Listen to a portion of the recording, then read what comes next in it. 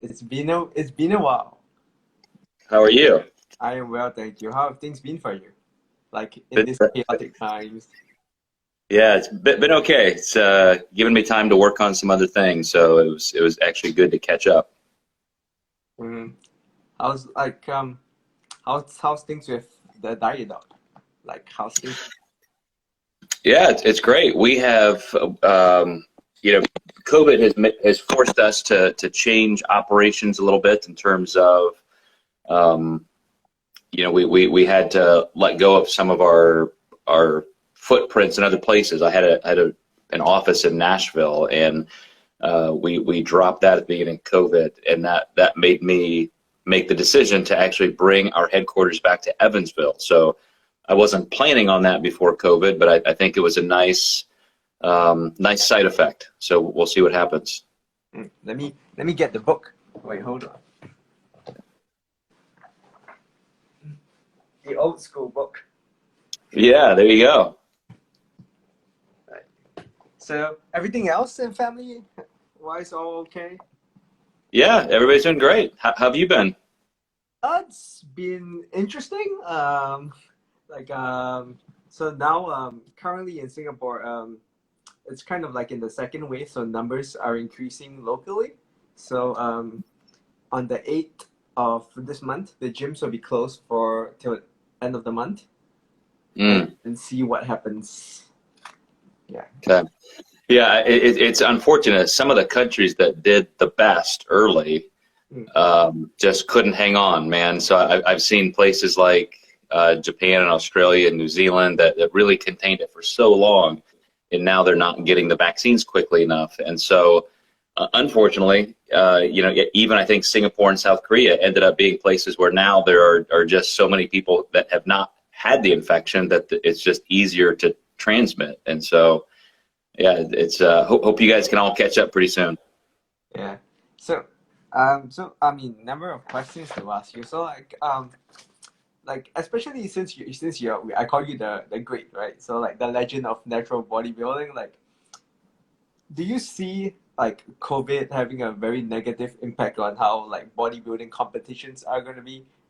Like, I know bodybuilding has been out for you for quite a while, but like, do you see a negative trend? I don't think so. It was certainly a very difficult year because all of the competitors who were getting ready for contests that were canceled at the beginning of 2020, many of them just thought, oh, this will be over in a couple months, and they delayed till summer, then they delayed till fall, and a lot of organizations over here in the States even had to change venues. So they would take their normal contest venues that maybe in one state and move it to an entirely different state. And I'm sure the numbers were down overall because other competitors just decided I'm gonna stop until this is over. So I personally had a lot of clients who had moved, from contest plans in 2020 to completely delay until 2021, which seemed in retrospect to be a good move on their part. But I think everybody's ready to get back at it. I mean, anybody who's been interested in the sport is still there and just, more excited than ever to get back at it with some kind of competitive outlet. Matter of fact, I've even got a couple clients right now that have never competed before. And so it certainly doesn't seem like it has dissuaded anybody from the sport. I don't know if it'll create an increased interest, but everybody's definitely ready to get back to normal. Mhm. And then especially due to COVID, like, and sometimes like competitions changing time like being delayed. Do you see that there's like a too long of a time for a person to diet? Oh yeah, it's usually not as bad as people think, but anybody, for example, who was getting ready for last spring and then kind of held on, and they stayed leaner, they were dieting, all the way perhaps into early 2021. I think when you cross about a year mark, I've seen it between 10, 12, 14 months, where if people have been actively dieting in a calorie deficit, maybe below their metabolic set point for a long period of time, you see the effects. I mean, some people start losing lean body mass. They will start just seeing an inability to stay as lean And so the only alternative at that point is to almost diet even harder, which just creates that downward spiral. But if you have been, I don't want to say responsible, but if you have been somebody who at least kind of went on and off a little bit with your nutrition in terms of like scheduled diet breaks, or maybe you just decided, okay, this contest was delayed, so I'm going to pull my calories back up and just cruise at maintenance levels for a couple of months, then you're much more resilient. But I do find when somebody has dieted for almost an entire full calendar year, it's very, very difficult to look your best. Once you're under your metabolic set point for a period of time, it's just not as easy to hold on to that fullness and keep that sharpness. For those that, can I get you to give like a definition of what you mean by metabolic set point? Yeah, so if you look in physiology textbooks and maybe even just go to Google Scholar or PubMed and do a search for metabolic set point, you'll usually see it referred to as metabolic set point theory, which scientifically, isn't the same as a guess or a hypothesis. A theory is something that is literally proven. It's just not necessarily something that you can prove as a static law. Like the force of gravity, for example, is 9.8 meters per second squared on planet Earth. That's a known quantity, so we can call that a law. If you could say, well, that's how it is over here in this time zone, or because of this elevation and this, if there were ways that there were just not concrete measurement capability, then it would be called a theory. Even evolution is called a theory, even though it's obviously true and can be measured. So metabolic set point theory, I said all that to say that it's a real thing. It exists. There's no guesswork about it. There's no controversy. But it's that we all have a body composition level that creates a threshold line. So let's say for most men, it's around 7, 8, 9% body fat. So for you or me to diet, down to, let's say 8% body fat is pretty easy. It's pretty linear. You don't have to do tons of cardio. Just a moderate calorie deficit will start you moving in that direction. As soon as you get to a certain level of body composition, a certain level of percent body fat, you see some changes. And physiologically what's happening is a certain amount of body fat volume. So the amount of lipids inside a body fat cell diminish enough, those body fat cells shrink, where you get a neuroendocrine loop signal to your brain that, hey, slow down, we're running out of reserve energy, and your metabolism is actively suppressed. You go into an adaptive state where your body's now trying to preserve calories, preserve energy to survive. And so, as anybody who's ever dieted to contest level condition can attest, it does just get harder. You lose a little bit slower. You probably have to ratchet your calories down a little bit lower, and you're grinding against that metabolic set point. It doesn't mean that you can't go any further. It just takes a little bit more work, a little more consistency, because your body's putting some upward pressure there biologically to go back, even just behaviorally with hunger cues. Your body is just looking for a reason to force you to eat. And it almost gets into the realm, I know we probably don't want to go here, Melvin, but it almost gets into the realm of determinism versus free will. Biologically, you are an organism that has evolved to survive. And so when you, by your own volition, are dieting yourself to near death, just so you can look good on a stage, your brain doesn't care about that. Your brain just cares about survival. So it physiologically gets harder. It psychologically gets more difficult. And that's because you're pushing through that metabolic set point. But here is the controversy. The controversy is that there are a lot of people out there who claim that, if you just work with me as a coach, I can fix your metabolic set point. I can make it better. I can move it so that you can get super, super lean, and it'll be easier. And that's just not true. This is a DNA encoded thing, and you're not going to change your biology. You're not going to change your metabolic set point. You can make it easier through dieting, by not putting yourself in the position to diet as hard or aggressively.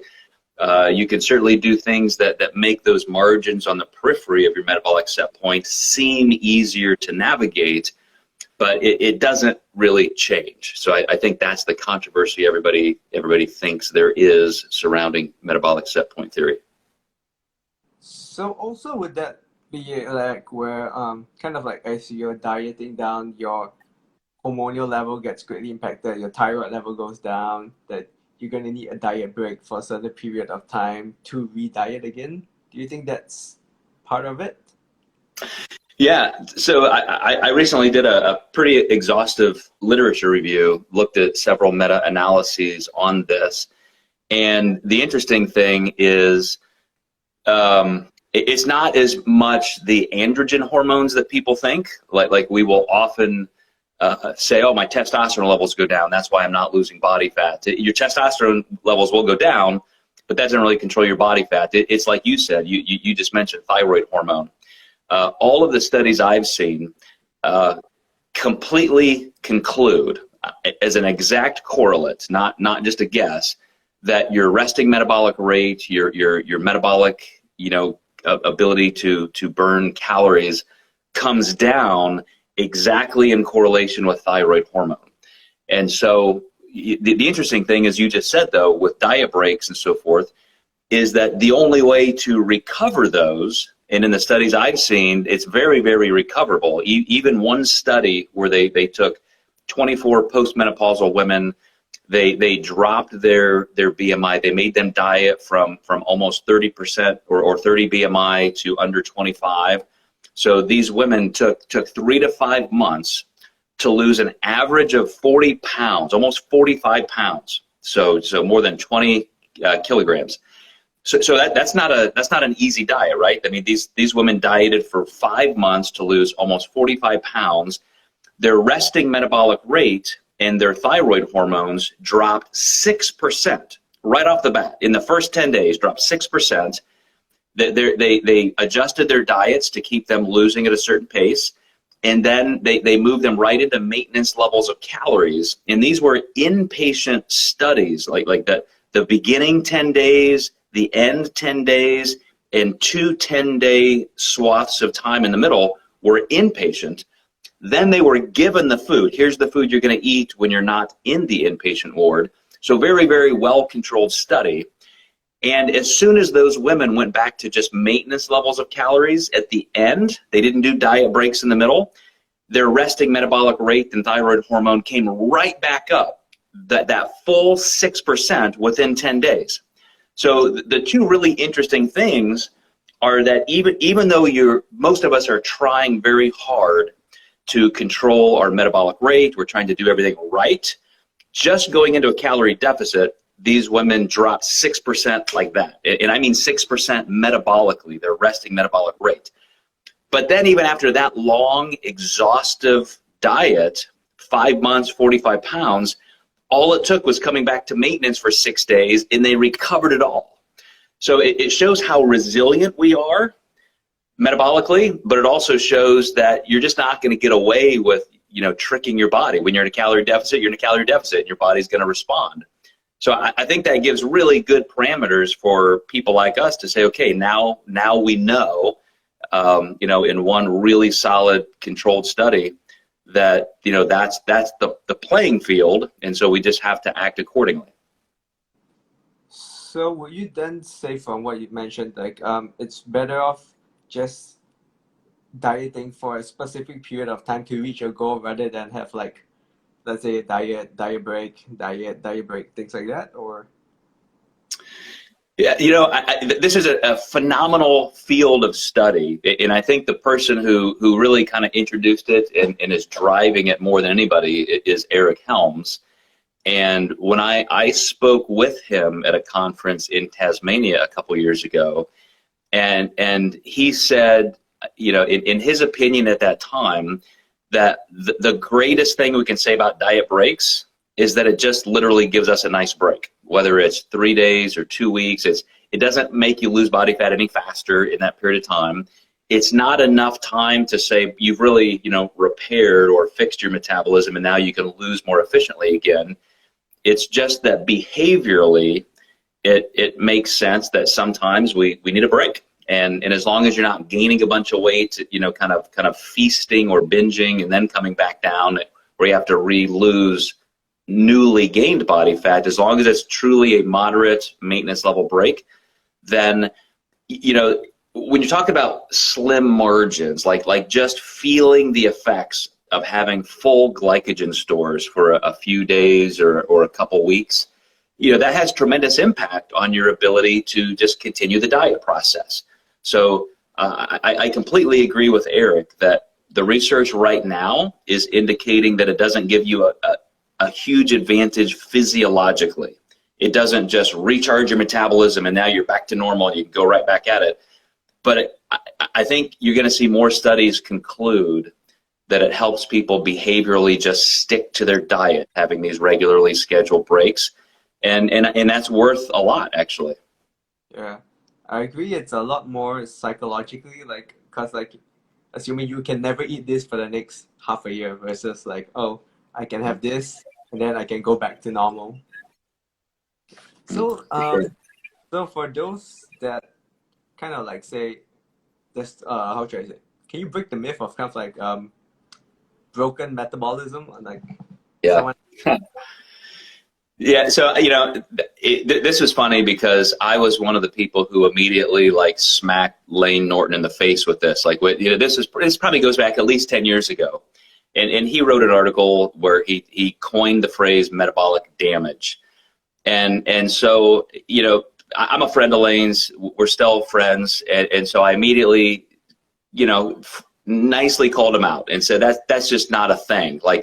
Metabolic damage is an actual biological term that describes cellular damage. If a cell, a liver cell, a skin cell, a red blood cell suddenly can't function the way it's supposed to function, the mitochondria isn't working properly, there's metabolic damage to that cell. But to put it in the global term of your ability to burn calories is now damaged, it did exactly what I thought it would do as soon as I heard that term. It made everybody in the world think, oh, my metabolism's broken, it's damaged, it needs fixed. And as I just said in that one study, after 5 months of dieting straight, 45 pounds, no diet breaks, their resting metabolic rate came right back up to 6%. You have to do something so severe. You have to be in something like a very low calorie diet, ketogenic diet for, months on end, maybe even years. And then the only way you can, quote, damage your actual ability to burn calories is if you create an endocrine insufficiency.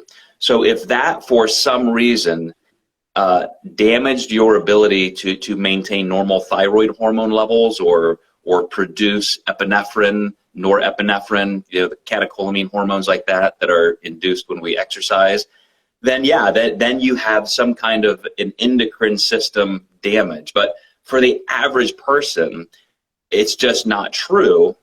And so then when Lane decided, everybody who's picking on me, they're right, that was just a bad phrase, he went back to, what's more known in the literature as just metabolic suppression, which is, like I said, that diet 6% suppression. That's normal for survival reasons. So fewer than 5% of people generally ever have a problem with thyroid hormone production. They end up, with clinically hypothyroid, things like that. It does happen. And whether it's coincidence or not, I've seen some people who diet so aggressively that they're not able to rebound those levels. But it's a simple check. Just go get a blood test and just see how your thyroid hormone is. See how your androgenic hormone levels are, your estrogen, testosterone, and so forth. And especially in a non-dieting state, because when you're in a dieting state, those levels will be suppressed, not damaged, but suppressed. And then when you come back out of that diet state, you should be higher again. So, anecdotally, I see a lot of competitors now doing self-tests like that, where they're checking their testosterone levels and so forth at different phases of dieting just to see how the dieting is impacting that. But as I said, metabolically, that all of the money is on the thyroid hormone groups, you know, T3, T4, TSH. So that's where you should really pay attention. But nothing is broken, nothing is damaged. If when you're in normal maintenance levels of food intake, if those levels are within normal ranges. For those competitors who are maybe watching, can you get you to speak a little bit on like cutting sodium? Do you cut sodium or not? Things like that, aspect for the competitions. Yeah, so you know this. I don't think you and I would even know each other, Melvin, if 25, 20 years ago I didn't start writing about these things in you know bodybuilding and fitness magazines, which is, you know, I was competing in bodybuilding competitions by the time I was 20, and when I turned 27, I became a pro in the WNBF, and so I was very interested. I mean, not only did I become an orthopedic physical therapist because of my love of training, I also did my first doctorate in nutrition because I wanted to learn more about this sport just as a personal hobby and how I could excel in it. And so I as I was you know working through all of my graduate education and competing as a pro, especially as a pro, I was really digging into how I could improve myself in this dieting and peaking process. And like most people, it's incredibly disheartening to wake up on the day of the contest and you look worse than you have in weeks. And then you look your best the day after or 2 days after. And so I was on this mission to figure out why. Like why is it happening to me? Why, when I talk to other competitors, does it happen to them? And so I just went to the physiology. You know, obviously there were no, you know, peer-reviewed, double-blind, placebo-controlled studies on how to peak for a bodybuilding contest. So I had to just look at the actual, you know, physiology and say, well, wow, you know, sodium is actually important to keep fluid inside a muscle cell.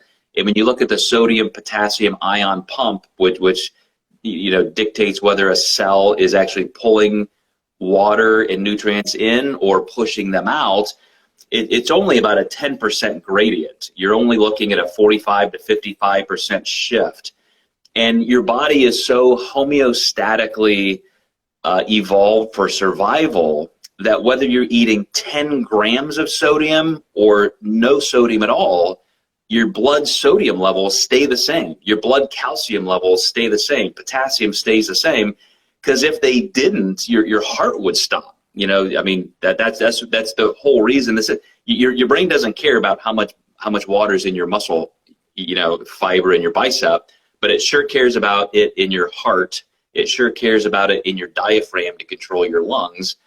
And so, you know, all of these things that we think we're so smart to control and manipulate are really just fighting against your body to survive. So my thought was, how do you control these variables so that they're all going in the same direction that you want? Because you know, traditionally, you know, we deplete and we sodium load, and then we super compensate, at least as a theory, carbs, and then drop sodium and drop water, and we're doing all these things.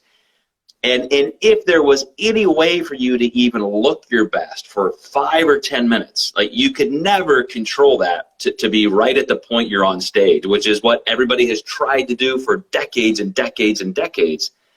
So for me, it was all about how can I get my body to that place and then maintain it? How can I work with my normal physiology?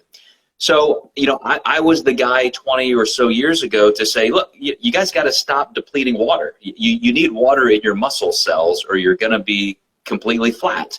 You've got to keep sodium in or you're going to be completely flat.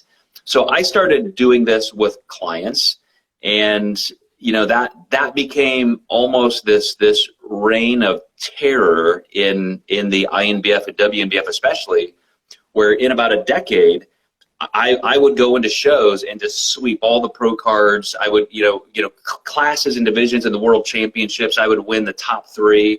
So it was almost too easy for me to win, you know, 400 plus pro cards, 150 plus pro titles, because everybody was doing everything wrong. And I came in and I'm like, here's how physiology works. Let's do it this way. And so that was a huge pivot point, I think, in the industry.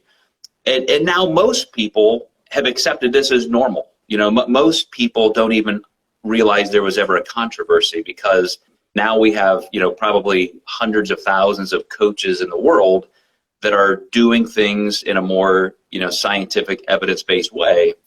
Of course, there are some people still not, you know, they still exist, and they, you know, they're out there. But that was a huge point. And so to directly answer your question, you know, obviously I don't reduce sodium, I don't cut water, but it still is a matter of really controlling all of those variables through the peaking process. Because, you know, even if I could assure you, you know, hey, Melvin, just don't cut water, don't cut sodium, keep everything as the same as you can, do more of a progressive linear load. If all I did was give you those principles, I could say you are guaranteed to look at least 90, 95% your best, maybe even 100% your best. But at least you're not going to look horrible. The rest of that margin, if you want to get from 90 or 95% to 100%, now you just have to be good. You know, now you have to know how to read your body, know exactly when you need to increase carbs and how much. Should you increase sodium the day before or the day of the contest? Should you do this? Should you do that? What should your training and your cardio be like? You know, those are real variables that you have to manage. But just by getting those big physiological principles correct, you're never going to fail. You're going to be at least, as I said, 90, 95% perfect every contest. And then when it comes to dieting, with so many different types of diets, just being first, you know, being in the calorie deficit, with your current recommendations, do you get people to do like 500 calories throughout the week? Do you do calorie cycling? What's approach you normally go with? Yeah, I try and I want to blend as much practicality and ease of use as possible. So, I mean, yes, I want my clients to win, and I want them to be, you know, happy that they worked with me because of the end result. But I don't think you have to do a lot of crazy stuff to get there.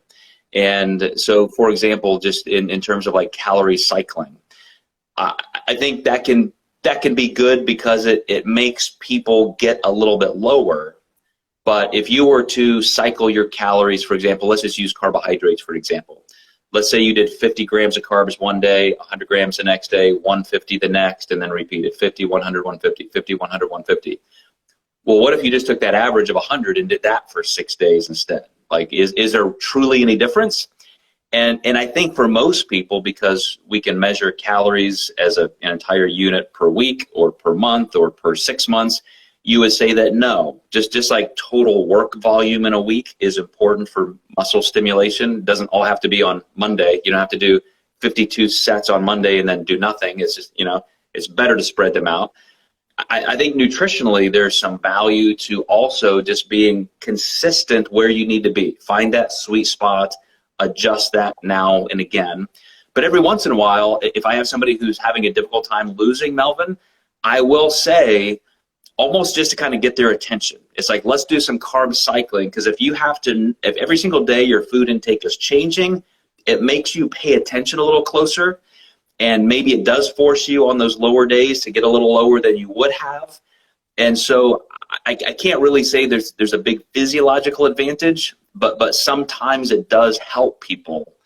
And so I don't rule anything out as a method. I think there's some value and some principle behind it that can help some people, but I think people can get a little too carried away thinking that all of the magic is in something like the formulaic cycling, and it's just that no, for whatever reason, that helped you keep your calories lower that week, and that's what did the job.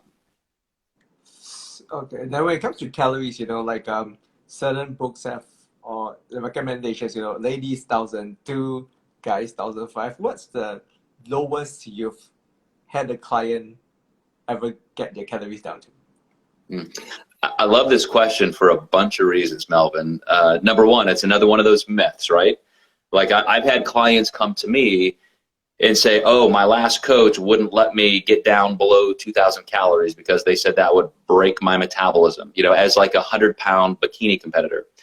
And I would say, okay, well, what happened? She goes, well, I couldn't lose any weight. I'm like, yeah, because your calories weren't low enough. But there's, again, this myth that it's going to damage our metabolism if we go too low. And metabolism is a continuum. So as I mentioned earlier, it's DNA level stuff. It's genetic. And so, it's 100% based on your parents' metabolisms and their parents' metabolisms and so forth. This is what you have. And so I'll give you an example. Some of the best estimates through research and testing and metabolic ward testing, metabolic cart testing, is that the average human basal metabolic rate for females is around 1,350 calories. And for males, it's around 1,650. Sorry, so you to repeat the females again, got cut off a bit there. Okay, yeah, so the average basal metabolic rate of an adult human female is 1,350 calories. Around there, I think it's like 1,347 or something. So for men, it's around 1,650. So even as an adult male, if the average, an adult, like 18 years old to 80 years old, super high, fast metabolic ectomorph to a super slow endomorph, like that's the whole ball game, the entire continuum. The 50-yard line is about 1,650 calories for males, 1,350 for women. So then you got to look at total daily energy expenditure. Well, I have maybe 20 or 30 pounds more muscle mass than the average guy. So metabolically, my metabolism would be higher.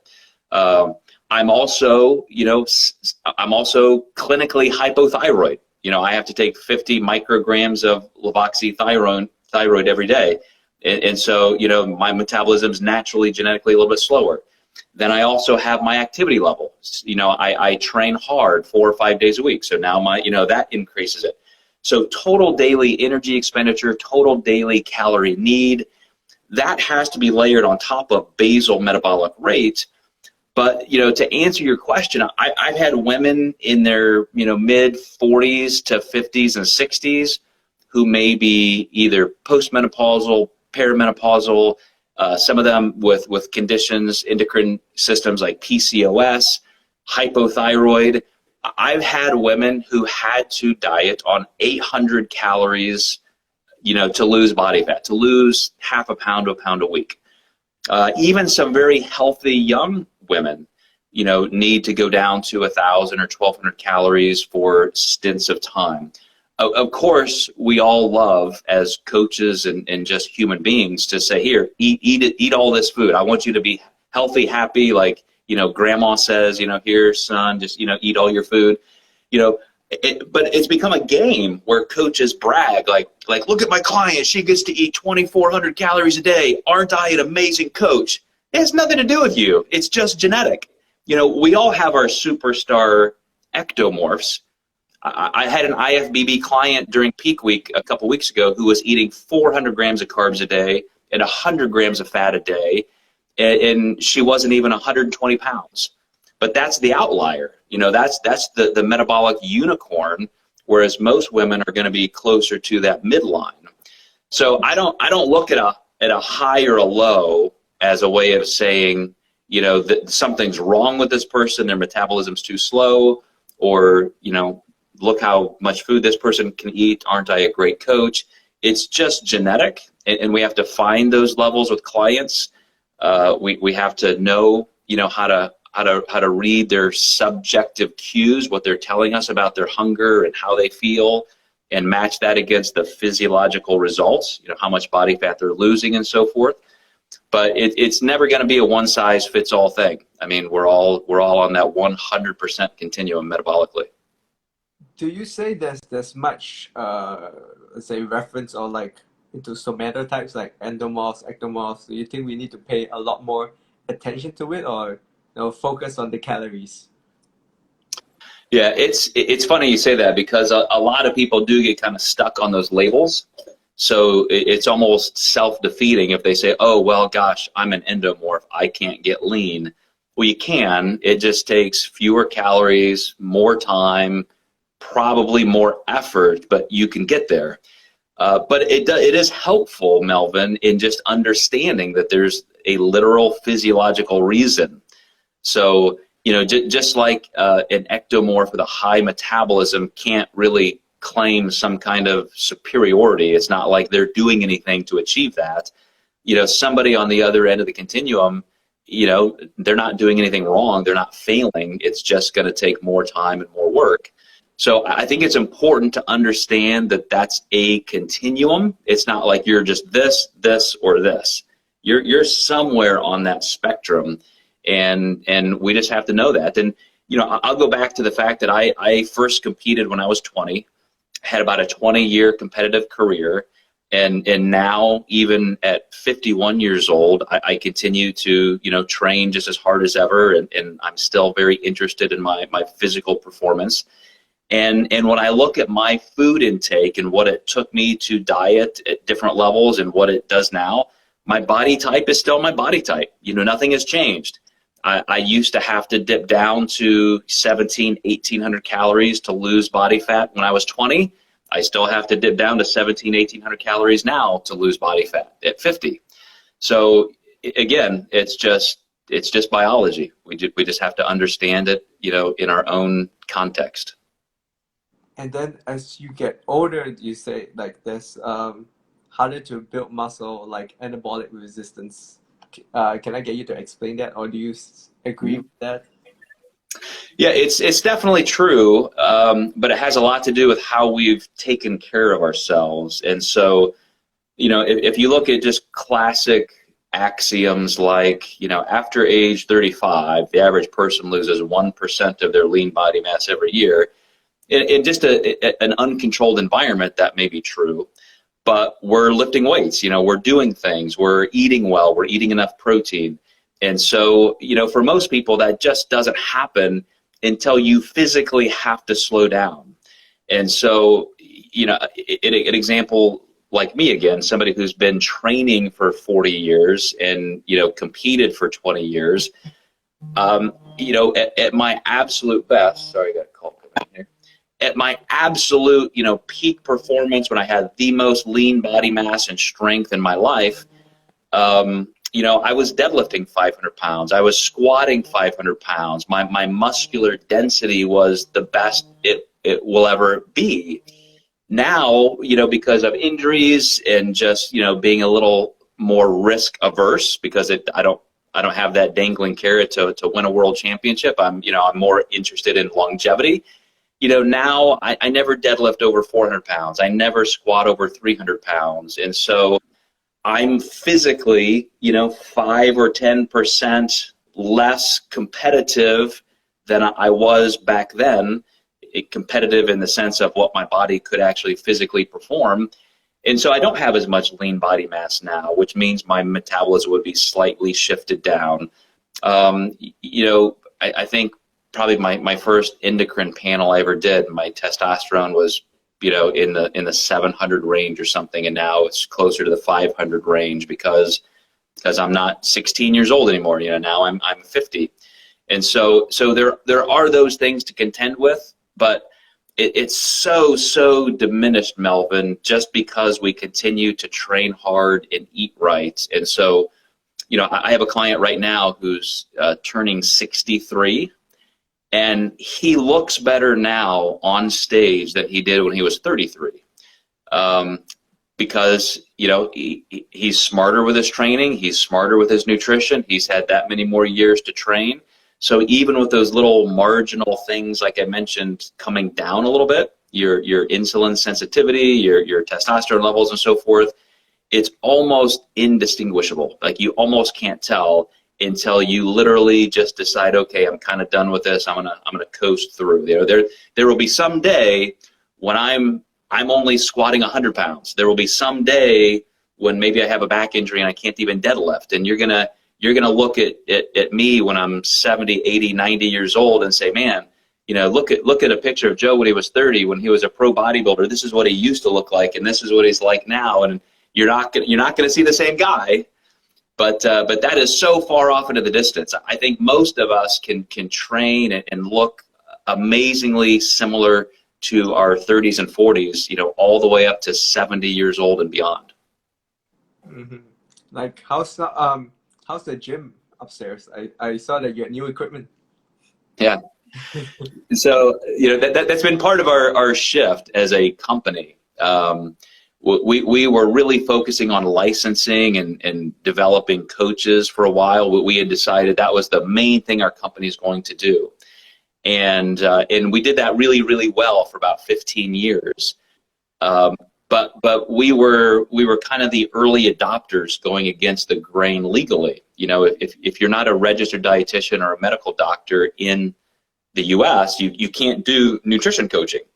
And so, you know, we had a medical director, we had a dietetics director, we were licensing appropriately, and that was the real pathway toward, you know, people becoming nutrition coaches.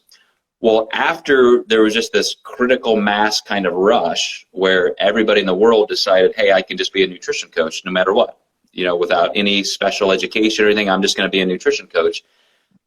You know, that licensing program with us became less necessary, and so we shifted to where now I'm doing a lot of the time I would have dedicated toward that, I'm spending in my Apex Coach business mentorship, where I take fitness professionals, nutrition coaches who have their own brands and their own businesses, and I'm helping them develop that. I'm helping them literally create a thriving, successful business.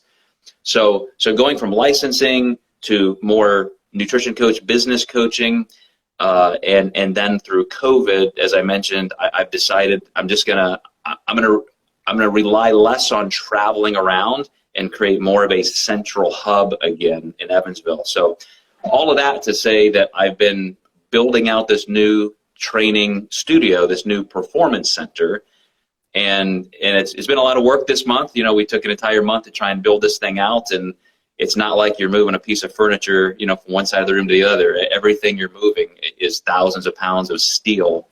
So it's been a tough month, but I'm ready to open, and I'll be sending some pictures of our new headquarters in Evansville, Indiana very soon. I understand how you feel. I've moved a few gyms too. So. Yeah. So, yeah, as now you're more involved in the business sense, like, do you see any trends between like this year, next year in like the fitness industry?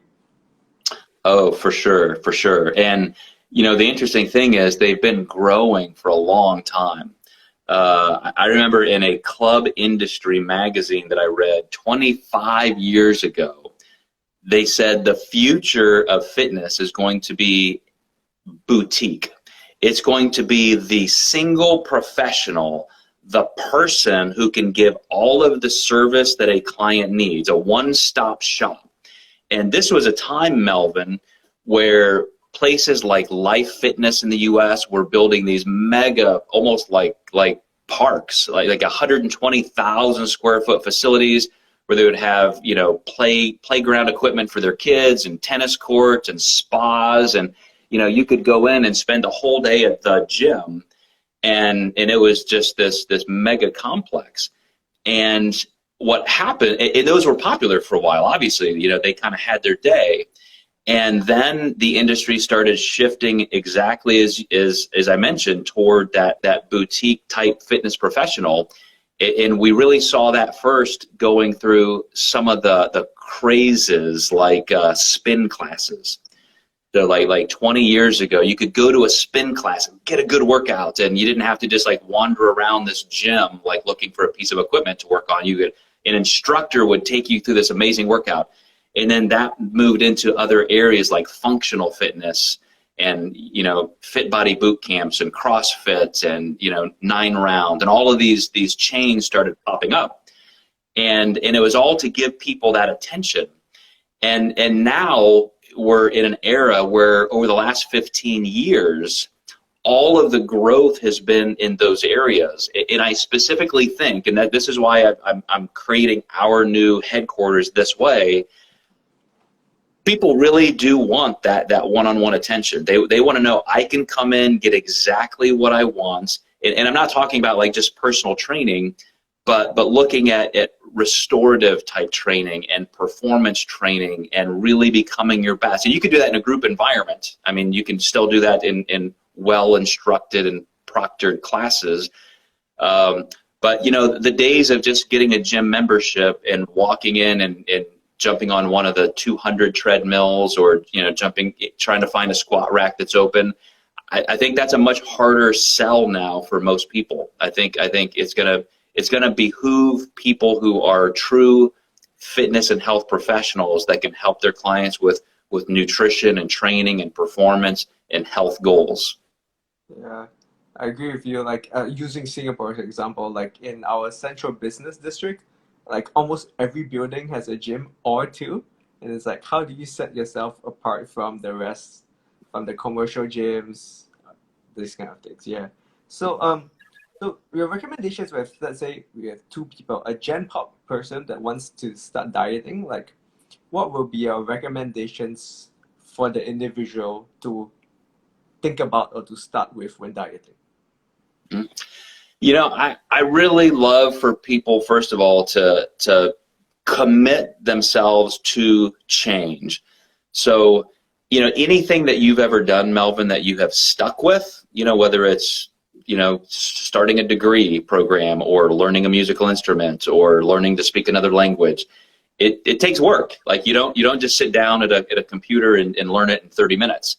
And for somebody who has a certain amount of weight to lose and their health is really lacking, it's going to be a process. And everybody uses that cliche, you know, it's a lifestyle change.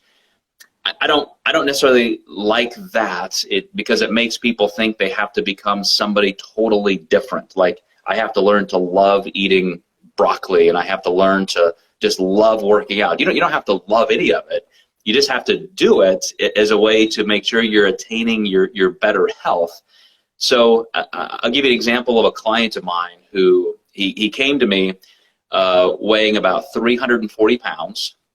And just in the first 2 to 3 months, he's close to having lost, you know, 30 to 35 pounds, and he's losing at almost like a 3 pound a week pace, which is insanely fast for somebody like you or me. But with a BMI probably close to 40, and you know he's got 120, 140 pounds to lose, you know, that's a decent pace. So what I've been telling him is, you know, let's look at this long arc of what's going to happen. You know, we're not trying to lose 100 pounds in 3 months. I don't need you to go to the gym and go from being totally sedentary to setting a world record in the squat. You know, we just have to make sure that we're on a trajectory that you enjoy, that you can be consistent with. You know, if you have to take a week off from the gym because of travel, that's fine. Let's not say it's all or nothing. Let's not say you have to be in the gym twice a day, 4 hours a day, or you're failing. Let's just, you know, let's really look at how this can fit into your life, and then enjoy every step of the way. Enjoy every milestone. Every time you do something, you know, like you're able to squat another 20 pounds or deadlift another 10 pounds, like that's a huge win. Let's look at that long term.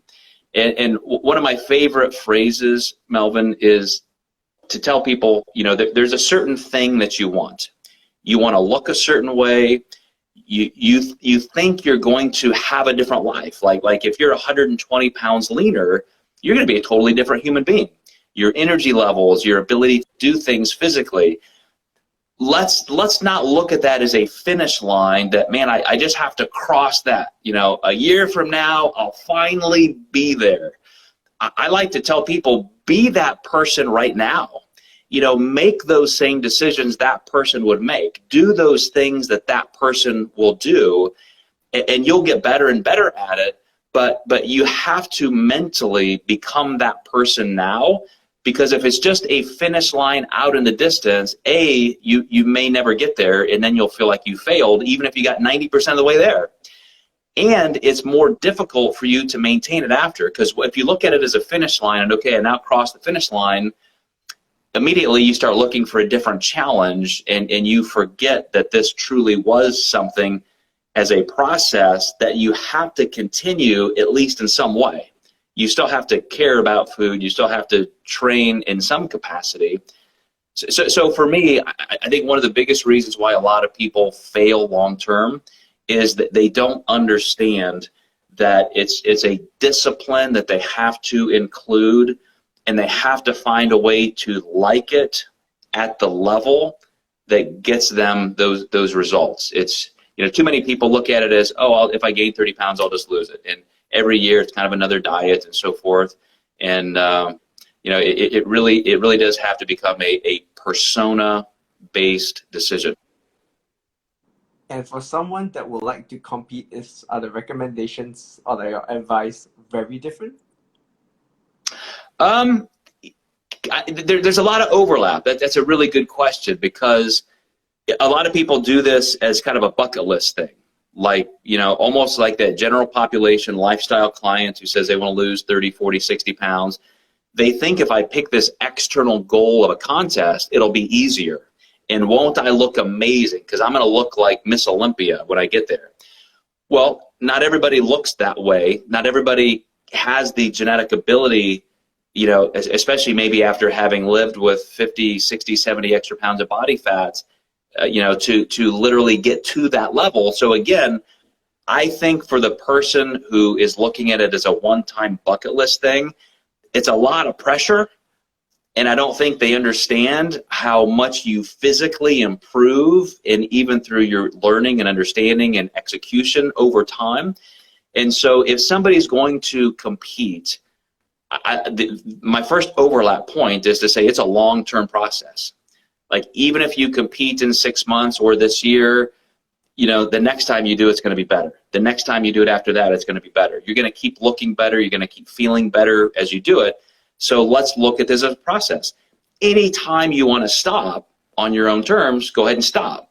But I don't want them to think that, okay, it's this one-time thing, again, all or nothing, and if I don't win something big, then I'm a failure. Because I see a lot of people who do that, and they feel embarrassed, they feel shame, they feel like they have failed at something, even though they accomplished something amazing. You know, they can't see that accomplishment because they didn't, quote, win.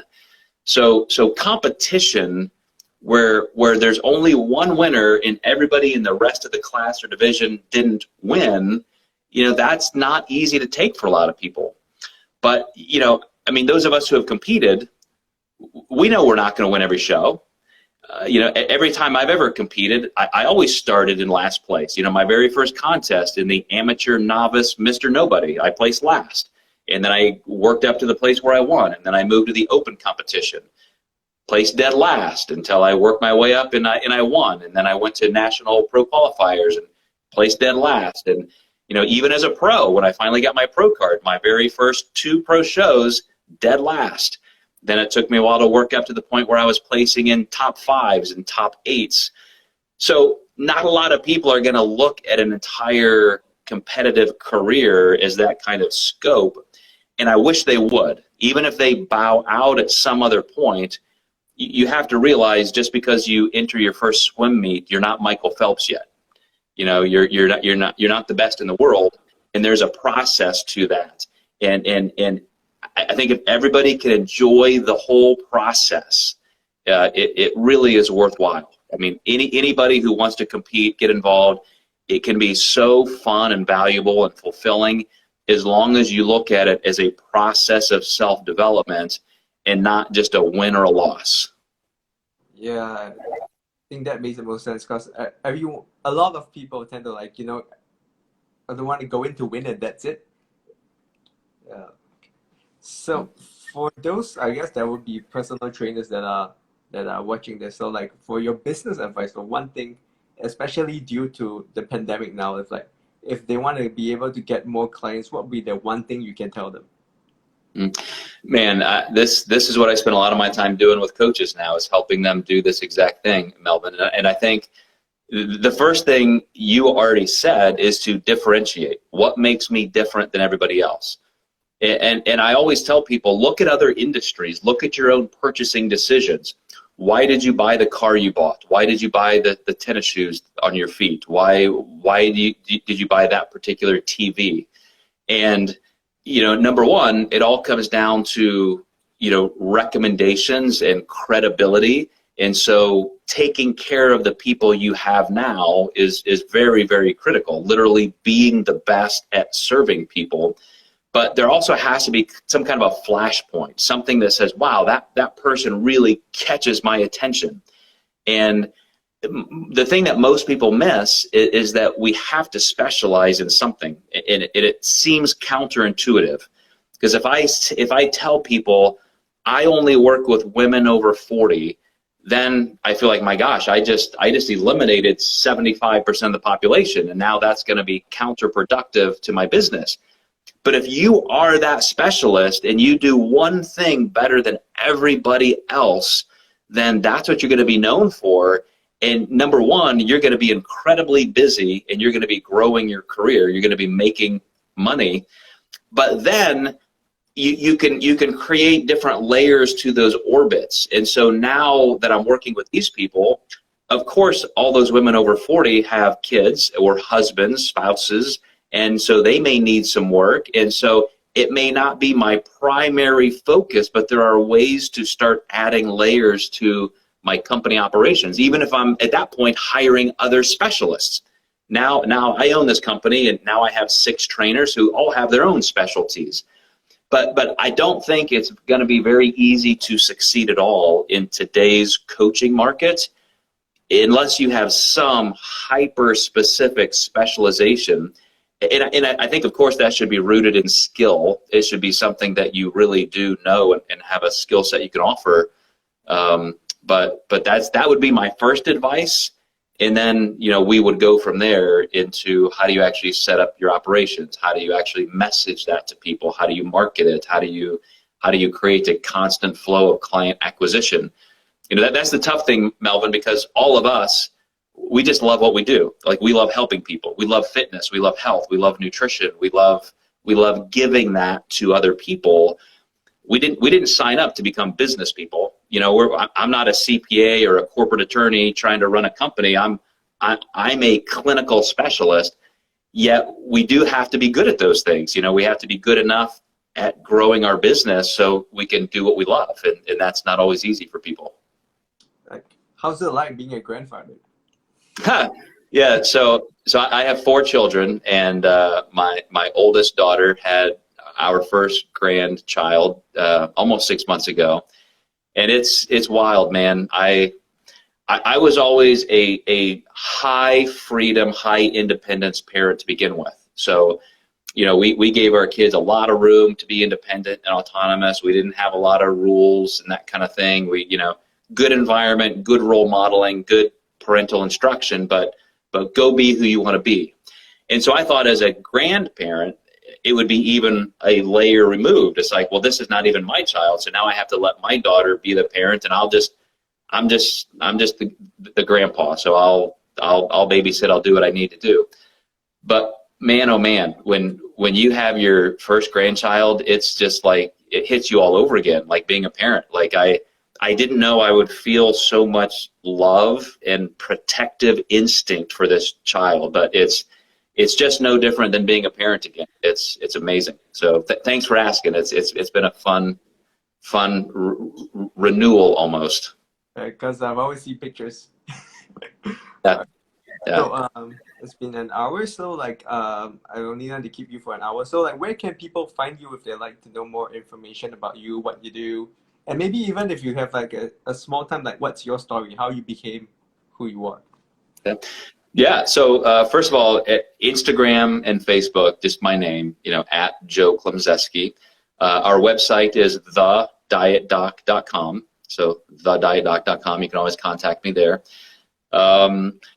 But just a real brief recap of my history. I grew up in a family that didn't really value health. My parents were, my dad was overweight his whole life and died of heart disease when he was 65. When he was in his 50s, he already had a pacemaker implanted, which is really bizarre to me because I'm in my 50s and I'm still, running, squatting, deadlifting. I couldn't be any healthier than I am. And in the same decade of life, my dad was already dying. So because of that kind of environment, I could see the contrast. I could see other people, other families that did value health, and my family did not. I got involved in athletics as a young child, so I was already overweight and unhealthy, you know, at 10, 11, 12 years old. So I started lifting weights when I was 11 years old. I was actually building protocols, and I was in the gym using this little, you know, cement-coated concrete weights that you would get from, you know, something like, you know, Walmart today. And I was in it, man. I loved it. You know, back in the days, you know, you could watch Rocky movies and Conan the Barbarian. So, you know, you saw those Hollywood muscle figures. That was really inspiring. That got me really interested in performance sports. So, you know, I was playing baseball and had a good baseball career through high school. And you know, weightlifting was the backbone of that. And so once I was in my adult life, that was all that was left. You know, I was not playing competitive sports. This is kind of a similar story for a lot of people. That's how a lot of us get involved in this. It's that rebound away from being unhealthy, you know, going through puberty, and you feel those pressures of you know, sex signaling and mate selection evolutionarily, all that biology is happening.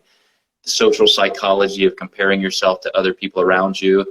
So all of that was very, very normal up to a point where when I was in college majoring in business, I decided, you know, I was in my senior year. I was almost ready to graduate, bachelor's degree in business and marketing, and I was going to go do that, you know, be in advertising, like on Mad Men or something. And yet there's something inside me saying, man, I don't want to spend my life doing that. That seems unfulfilling and boring. And so I switched over to physical therapy and pre-med, and then, you know, really started enjoying my career as a physical therapist. And as I said, I went on and did my first doctorate in nutrition just to help my hobby of bodybuilding. And then I saw a gap entrepreneurially where I could go, you know, start a gym and do this kind of nutrition consulting along with personal training. And that got me entrance into some of the bodybuilding organizations as I became a pro, and I had this education. So I started writing for these magazines, and this was pre-social media. So a lot of the people like Lane Norton and Eric Helms, you know, would read my articles, and it was kind of with me pioneering the industry, but then them coming behind, you know, even people like Ryan Doris and Paul Ravella, you know, kind of that next generation. You know, they were like, man, let's do this. We're gonna create this entire industry. So, you know, it all started with me being 11 years old, just lifting weights in my garage because I wanted to look like Arnold Schwarzenegger, and then it just became a growing part of my career. And now I have the extreme privilege of talking to people like you about it, and seeing this entire industry grow into an amazing, you know, thing for everybody. Yeah, so we gotta thank you for where we are today for this. Oh, appreciate it. It's you guys inspire me, man. That's why I'm still doing it. I see everything that you're doing and everybody else, all the things that you promote, and it keeps me in it, man. I love it. All right, so thank you, Dr. Joe. Thank you, Melvin. You have a good day. You Thank you too. once again. Okay, man. Take care. See you All right. soon. Bye. All right. Bye.